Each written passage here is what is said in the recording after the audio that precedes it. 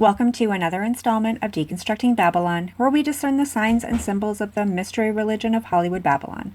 I'm the Discerning Clerk, and I use a biblical framework to deconstruct my favorite movies and your recommendations. It has felt like forever since my last deconstruction, but really, my last one I posted just last week.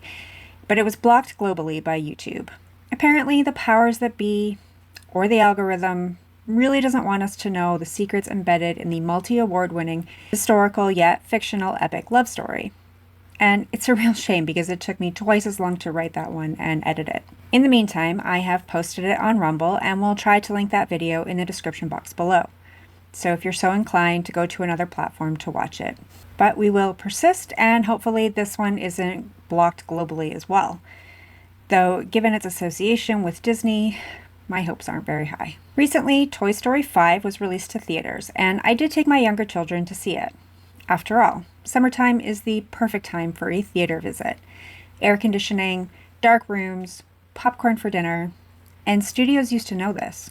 Who remembers the summer blockbuster? So let's go all the way back to the beginning and the groundbreaking, animated, fun for the whole family, Toy Story. Released in 1995, Toy Story gets a full 5 stars from the Video Movie Guide, which says, groundbreaking, that's what I said. State-of-the-art movie making meets a delightful, all-ages story in this instant classic from the folks at Disney. Director John Lasseter, the foremost pioneer in the field of computer animation, makes a stylish leap to full-length films with this tale of the secret world of toys. Whenever their master, Andy, or any human being for that matter, isn't around, the toys in his room spring to life. A birthday present of spaceman Buzz Lightyear, voiced by Tim Allen, creates more than a few problems for Cowboy Woody, Tom Hanks, who up to that point was king of the toy shelf. Excellent voice work by Hanks and Allen, as well as Don Rickles, Jim Varney, Annie Potts, Wallace Shawn, John Ratzenberger, and R. Lee Ermey. Rated G. In case you're new here, it is my belief that cartoons were never made for a child audience. Like stand-up comedians, cartoons were a different way to subvert agendas. However, when parents thought allowing their children to watch was something benign, cartoons began being written with children in mind, while inserting the very agendas they were meant to subvert. The pioneers of this were the Warner Brothers and, of course, Walt Disney. Besides the obvious adult jokes and innuendo, I can imagine the signs and symbols will be startling. So, let's see what they show us in Toy Story. The first image, after the Magic Kingdom and the hopping lamp, is sky blue wallpaper with white fluffy clouds. Several cardboard boxes that have been transformed into an Old West town, including a wanted poster for a sinister-looking Mr. Potato Head. These are creations from the playful imagination of Andy, the boy at the center of the story, and the reason for all the toys to exist. Toys including, and especially, Sheriff Woody. Reach for the sky! Andy joyfully plays with his toys in his room that he shares with his baby sister, Molly. As Randy Newman jauntily serenades the opening credits, it's clear Andy loves his Woody doll. Today is Andy's birthday, and his mom is getting the house ready with banners and balloons. We leave this up till we move? Well, sure, we can leave it up. Yeah! Apparently, the single mother and her 2 children are also moving out of this house. Come on, Molly. You're getting heavy. Once the children are out of the room, Sheriff Woody comes to life. He can move on his own, he can talk without his pull string, and he has self-awareness. Woody is not alone, as all the toys do the same. Ham the Piggy Bank, Mr. Potato Head, Bucket of Soldiers, and Slinky Dog, who brings out a black and red checkerboard. Though it's not typical black and white, it's still a symbol of duality. Now, Slink, I got some bad news. Bad news! I know Slinky isn't a real dog, but I still think it's the occultic law of reversal being used with this character. Yet the association is with Woody, not with Andy. Woody calls a staff meeting with all Andy's toys, which is telling. It means they view themselves as employees, with Andy as their boss. Or perhaps Woody is the boss in the structure of the toys, and Andy is the company owner. But it just so happens that Woody may be in a workplace romance with Bo Peep, who herself isn't really a toy, but is part of a lamp for Molly. What do you say I get someone else to watch the sheep tonight? Hell yeah!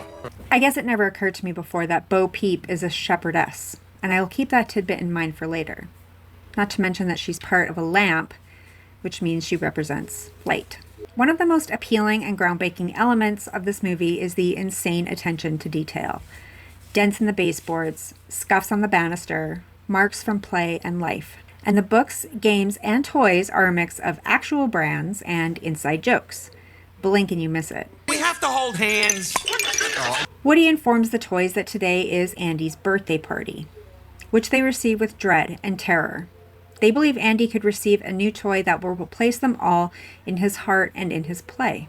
I'm not worried. You shouldn't be worried. Of course Woody ain't worried. He's been Andy's favorite since kindergarten. I wonder what Andy's favorite toy was before Woody came along. Probably Mr. Potato Head. As the toys watch the guest arrive, I can't help but notice the board games again, specifically Operation and Mousetrap. A brief Google search tells me that Operation Mousetrap was a federal anti-drug smuggling initiative focused in South Florida. Shouldn't they be there by now? What's taking them so long? Hey, these guys are professionals. They're the best. Come on, they're not lying down on the job. The bucket of soldiers do recon at the present opening, reporting back to the toys in Andy and Molly's room. And now I'm noticing the crescent moon in Andy's headboard, which seems like duality against the day blue sky of the wallpaper. None of the friends' presents are especially threatening to the toys, until Mom pulls out a surprise gift. And this is the one that changes everything. Suppose it's just a mistake. Well, that mistake is sitting in your spot, Woody. When we see Buzz Lightyear, Space Ranger, for the first time, it is with a globe Earth on one side and a shooting star on the other. The logo on his chest also has a Saturn with wings. Buzz acts like a live person, believing he's crash-landed on a strange planet. And there seems to be no sign of intelligent life anywhere. Once the crew all meet Buzz, Woody tries to explain that they are all toys, including Buzz.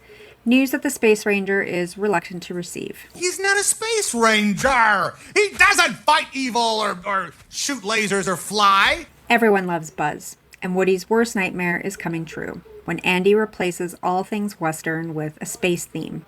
And I thought the family was moving in a week. Why is Mom buying new things? The imagery of cowboys to astronauts is a nod to the space race of the 1960s, the rising popularity of NASA replacing the popularity of John Wayne and others. Are you saying you want to lodge a complaint with Star Command? Oh? Toy beef is put aside with the sound of next-door neighbor Sid comes through the window. Sid tends to play rough with his toys and doesn't seem to be friends with Andy. You mean that happy child? That ain't no happy child. He tortures toys! Sid has a dog, an attack breed pit bull named Scud. Scud seems as scary as Sid, a seeming troubled boy who mistreats and destroys his toys for fun. The next adventure for the treasured toys is outside of Andy's room, outside of the house even, at a themed restaurant called Pizza Planet. Pizza Planet? Oh, cool! Pizza is a common thing in movies and a constant topic of conversation among actors and celebrities. It's also a symbol, and its meaning is dark and disturbing. A pizza reference alludes to child sex trafficking, and particularly sex with little boys. Don't think about it too long or you may never eat pizza again. Just know this is what the evil elites mean when they say it. Andy is allowed to bring one toy to the restaurant, and Woody will do whatever it takes to be that toy, including pushing Buzz out of the bedroom window. Where is your honor, dirtbag? You are an absolute disgrace! As Woody planned, Andy takes the cowboy doll along while Buzz manages to hitch a ride. The license plate on Andy's mom's car is A113, which is an inside joke in every Pixar movie, referencing the classroom number the animators used to study in at Cal Arts. But to me, I see 33, as A equals 1 plus 1 plus 1, and 33 is a reference to the highest master level in Freemasonry, which is itself a nod to a third of the angels who fell with Lucifer. Buzz confronts Woody and the two get into a fistfight, getting separated from Andy in the process. Sheriff, this is no time to panic. This is the perfect time to panic. I'm lost. Andy is gone. Luckily, a delivery truck from Pizza Planet pulls up for the toys to hitch a ride. And, of course, the Pizza Planet logo also has a Saturn on it. In fact, the entire restaurant is fashioned after Saturn, rings and all. It wouldn't surprise me if we also see a black cube. Yet they do show us the number 128, and that number tends to show up in a lot of tragedies for some reason. Like a spaceport! Sid is also at the restaurant, by himself, wreaking havoc. He plays the claw game that both Buzz and Woody find themselves in, and the toy terror wins them both. Let's go home and play. Once the toys are in Sid's room, there is very little hope for escape, or even remaining intact. Sid's toys are terrifying hybrid creatures, but they are also afraid of Sid. They're cannibals. When Woody manages to briefly escape Sid's room, he repeats Dorothy's mantra, "There's no place like home." While subtle, this is still a reference to drug-induced mind control that is the underlying message in Wizard of Oz. The pit bull, Scud, chases the rogue toys, but stops before entering a room where Sid's dad is napping. But this is where the truth about Buzz Lightyear action figure comes on the TV, and Buzz's complete identity comes into question. You get it? You see the hat? I am Mrs. Nesbit. When it comes to the rest of Andy's toys, they all seem to believe that Woody has destroyed Buzz because he's jealous. Well, all but Slinky Dog, but the evidence is overwhelming. Meanwhile, Sid's toys surprise Woody when they help fix Buzz instead of hurting him. Sorry. I thought that you were gonna, eat my friend. But why don't any of these toys talk? The next day is moving day for Andy's family and a countdown for Buzz to be blown up with Sid's rocket. So the clock is ticking for Woody and Buzz to escape. Oh yeah! Time for liftoff! Woody comes up with a rescue plan with Sid's toys, and part of the plan is to scare Sid the way he scares them. We toys can see everything. So play nice. Now that they've escaped, Woody and Buzz have to catch the moving van, but the chase is on with Scud too. Just when all seems lost, they light the rocket attached to Buzz and land directly in the van next to Andy. See? Now what'd I tell you right where you left him? Why is baby Molly sitting front-facing in the front seat? Even in '95, this isn't right. Cut to Christmas in the new house, the toys are up to their same old tricks, spying on the present opening. Merry Christmas, Sheriff. But Andy's gift isn't a new, cool toy to replace Woody or Buzz. Wow, a puppy! The movie ends with the cowboy and the astronaut looking at each other, Woody's face covered in lipstick kisses. So I have to say that while I was expecting quite a lot of symbolism, I was not expecting this interpretation. I will remind you all once again that these are just my opinions and we can't take movies too seriously. I will begin at the end and point out that Andy received a baby dog for Christmas. Just like children everywhere are taught their false god was born on December 25th. Andy himself represents the everyman, or rather, the every boy. He is as much a regular boy as he is susceptible to the world's agendas. He is victim to the advertising of the new Buzz Lightyear toy and accompanying merchandise. He's also the unfortunate product of divorce. Though they don't explicitly say why his mom is a single parent, it is implied that they are moving because the parents are divorcing, which also maybe explains why the mom gives Andy the coveted gift for his birthday to help him cope.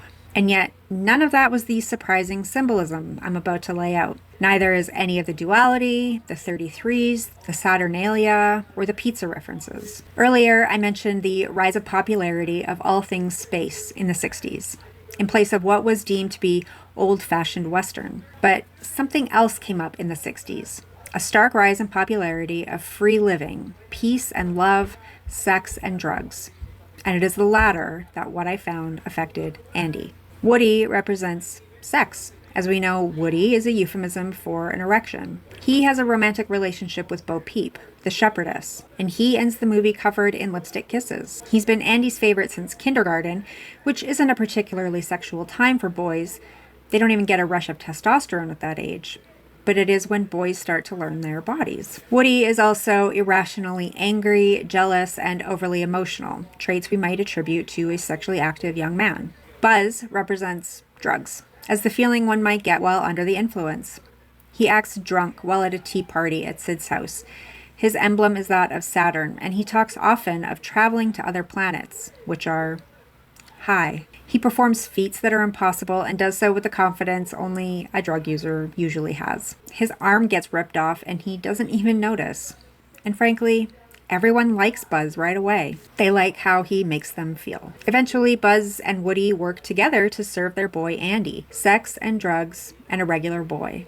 And this was just the beginning. I just want to talk about Sid for a minute, the demented boy who torments his toys. the one who is portrayed as the villain. But you know I like to flip the script and usually think of the intended villain as a counterfeit. Sid makes his toys abominations, the mixing and then destroying. But all Andy's toys are the real abominations. They hide their true nature and can actually walk, talk, and make choices without their owner. Sid's toys are actually within his control. None of them talk, and they are scared to do anything apart from their creator. In the end, they rebel when rallied together against Sid, coming up out of the ground and coming to life. Mostly I think Sid is lonely. He doesn't have friends. His dad is present in the home, but absent from the family. A boy his age lives right next door, and they aren't friends. We don't see him being mean to other children, or to his dog even. He listens to his mom and respects his dad. He pesters his little sister, but that seems normal. I'm not sure where I'm going with all this, but just to point out that Sid goes his own way. He doesn't seem influenced by popular toys or what everyone else likes. So that's enough for today. Thank you for enduring to the end. Give the video a thumbs up if you agree and a thumbs down if you disagree. Remember, these are just my opinions, and I'd love to hear yours in the comments below. Subscribe to the channel if you'd like to see more content like this, but don't follow me. Follow the one who saves you. And until next time, keep looking up.